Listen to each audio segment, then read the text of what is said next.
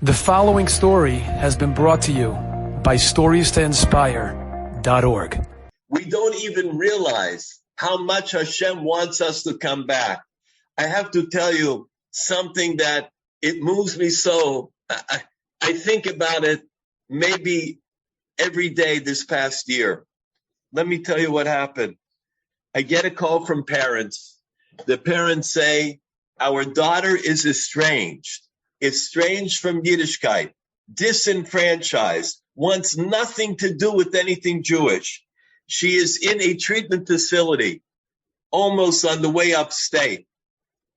This is the first time in years that she called us and said, could you arrange that a rabbi comes to talk with her? She has some ideological issues that she would like to discuss, some issues of faith. I said, it will be my greatest chus.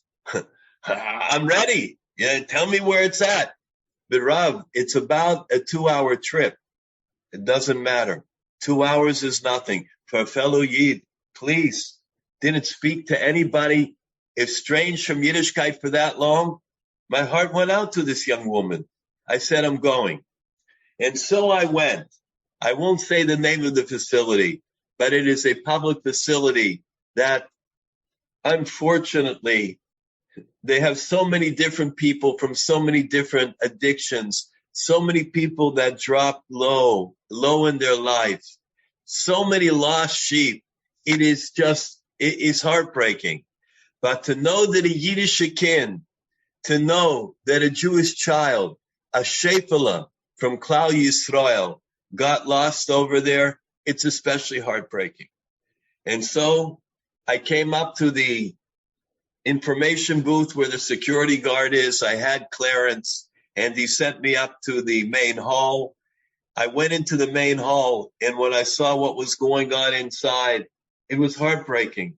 So many people on the road to recovery, so many people in the beginning, broken hearts, broken people, broken lives, all there. Some people came up, hi, you a Jewish rabbi?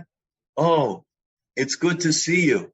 It's nice to have you here tonight. Are you going to talk to everybody? Different people came over. Finally, they brought to me the young girl. I would say she's about 20 years old. And I sat down at there was 2 chairs, like a lounge chair and a table in between. And I started to speak to her. And she starts to ask me questions, Berumo Shalaylam, questions that stand at the height of the world about Teshuvah. After I spoke with her for a half an hour, I said to her, could you tell me, I'm begging you, what gave you the hisoiris, all of a sudden, the inspiration that you wanted to talk to somebody after all these years? She said, I'm going to tell you what happened. I was sitting in the lounge, in the main lounge, and the television was going, the screen above was going, and there was all kinds of things going on. All of a sudden, I thought that I was dreaming. A young woman comes in. She tells me from the Beis Yaakov, a Beis Yaakov student, dressed like a Beis Yaakov student. And she sits down. Naturally, I don't look like a Beis Yaakov student. Far from that. She sits down. She takes out a book. And she is reading the book. And I'm wondering, what book is she reading in this place? How could she be connecting on any level to the Creator, to the Borei Olam? And she's reading the book, and every once in a while, she gives a shuckle. She shakes a little bit. And I'm wondering, what are you doing here in the middle of the main room? And I began to get curious. Sakranut. I couldn't believe it. What is she reading here? What are we doing here in this treatment facility, far away from Yiddishkeit? I couldn't contain myself. I went to her, and I saw she is reading from the Yom Kippur Machzor. She is reading Kol Nidre. Even I, Even I, as far away as I am in this world, from Hashem, from Torah, from mitzvahs, from anything.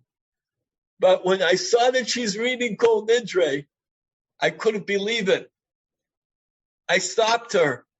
I said, excuse me, would you mind if I ask you, what are you doing reading from this book now? She says, well, you know, in the Jewish religion, she didn't realize that the girl's also Jewish. There's a very holy day, a special day of Yom Kippur, when we are forgiven for everything. Itzumo shel Yom, even the day itself, if a person didn't do Teshuvah, they're forgiven. And tonight is called Kol Nidre. So even though I'm here, I have to pray Kol Nidre. The girl couldn't believe it. Hashem Yisbarach reached out to her. To'isi Kiseh Oved. Hashem reached out from Shemayim. Hashem said, I want to get you, that you should come back. Bichozeh b'teshuvah. I want you to come back to me. I miss you. I cry for you. Pools of water flooded from my eyes on those that are not yet observant, on those that have been estranged, those that have been turned off, those that have been thrown out. And the girl starts to daven together with her. Kol nidre ve'esorei shuei. Unbelievable. So she says to me, Rebbe, if I could call you Rebbe, this was the beginning of my return. When I realized that there is a God, and that God cares about someone who is so far off like me, who went into the world of addictions and couldn't care less about her parents and her community, her grandparents, her own family. And God cared to send someone from the Beis Yaakov to this facility that I have never seen anybody like that, in order to tell me, come back home. It's Kol Nidre night. Just read a few words. The Itzumo Shel Yom will be mechaper. The essence of the day will atone for everything. I can't tell you. Reb Osher, Reb Menachem, when I sat there and I heard the girl say these things, I thought to myself, Goldwasser, you could also do a little bit too. You could also realize how Hashem reaches out to you. You could also try to up your game a little bit in Yiddishkeit. It hit me right here. Yashar lapo. Enjoyed this story? Come again. Bring a friend. StoriesToInspire.org